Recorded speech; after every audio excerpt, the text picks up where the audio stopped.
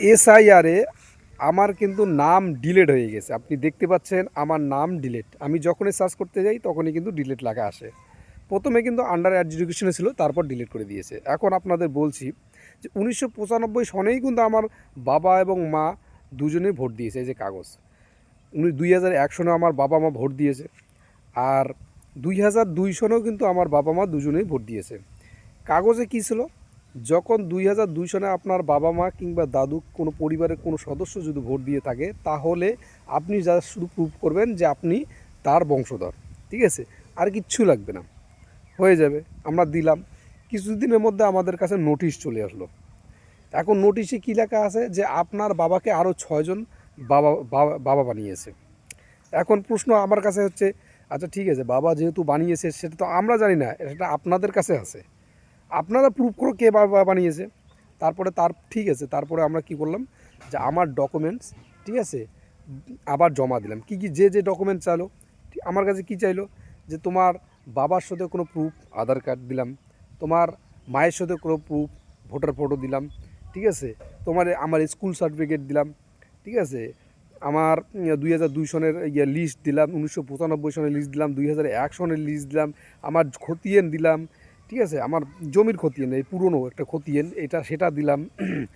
এবং এমনকি আমার যে বংশ তালিকা আছে, আমার যে যতগুলো ভাই বোন আছে, 10 ভাই বোন, সবারই কিন্তু আমি একটা ডকুমেন্ট, একটা পরিবার তৈরি করে দিলাম। এই যে আমার ফ্যামিলি, এই যে আমার বাবা, এই আমার ফ্যামিলি, ঠিক আছে। তারপরেও কিন্তু আমাকে ডিলিট করে দিয়েছে।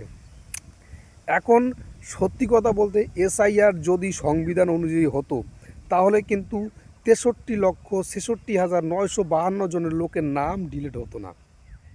এটা কিন্তু ইলেকশন কমিশন, ঠিক আছে, একটা পার্টির হয়ে করতেছে কাজটা, ঠিক আছে। আমি জানি না কেন করতেছে, কিসের জন্য করতেছে সেটা জানি না, কিন্তু আমি নাম বলতে ভয় করি না। আমি বিজেপি সরকারকে বলছি যে বিজেপি সরকার কিন্তু এগুলো সব কিছু করাচ্ছে। তারা এটা করাচ্ছে এই কারণে, কারণ পশ্চিমবঙ্গে তারা ক্ষমতায় আসতে চায়। এবার ক্ষমতায় আসতে গেলে কিন্তু মমতাকে হটাতে লাগবে, আর মমতাকে হটাতে গেলে একটাই প্রক্রিয়া, সেটা হচ্ছে এসআইআর করে মানুষের বেশিরভাগ মানুষের নাম বাদ দাও, ঠিক আছে। জায়গায় জায়গায় যেখানে তৃণমূল বেশি, সেখানে সবার নাম ডিলিট করে দাও, ভোটার বাতিল করে দাও, আর তার পরবর্তী নতুন ভোটার যোগ করো, নতুন ভোটার যোগ করে দাও। যেমন বিহারের যেগুলো ভোটার আছে, সেই ভোটারগুলো এইখানে অ্যাড করে দাও। এই জন্য কিন্তু 6 নম্বর ফর্ম কিন্তু খুবই ফিল আপ হচ্ছে, কিন্তু 6 নম্বর ফর্মটা। এই প্রক্রিয়াগুলোকে জানার চেষ্টা করুন। ভারতবর্ষ একবার কিন্তু স্বাধীন হয়েছিল ইংরেজদের কাছ থেকে। দেখো, ভোট কিন্তু আপনাদের পার্সোনাল ম্যাটার, কাকে দেবেন না দিবেন, ঠিক আছে, সেটা আপনাদের পার্সোনাল ম্যাটার। কিন্তু আমি একটা রিকোয়েস্ট আপনাদের করব, যে ভোট আপনি বিজেপিকে বাদ দিয়ে আপনি যেখানেই খুশি দিন, ঠিক আছে। বিজেপি এই দেশ থেকে হটানো মানে, এই দেশ থেকে একদম নিচ্ছিন্ন করে দেওয়া মানে হচ্ছে আমার একটা দ্বিতীয় স্বাধীনতা। কথাটা কিন্তু মাথায় রাখবেন। যারা শিক্ষিত, যারা একটু ভালো হৃদয়ের মানুষ, তারা কোনো দিন বিজেপিকে ভোট দেবে না, ঠিক আছে, কারণ আমরা দেশে শান্তি চাই।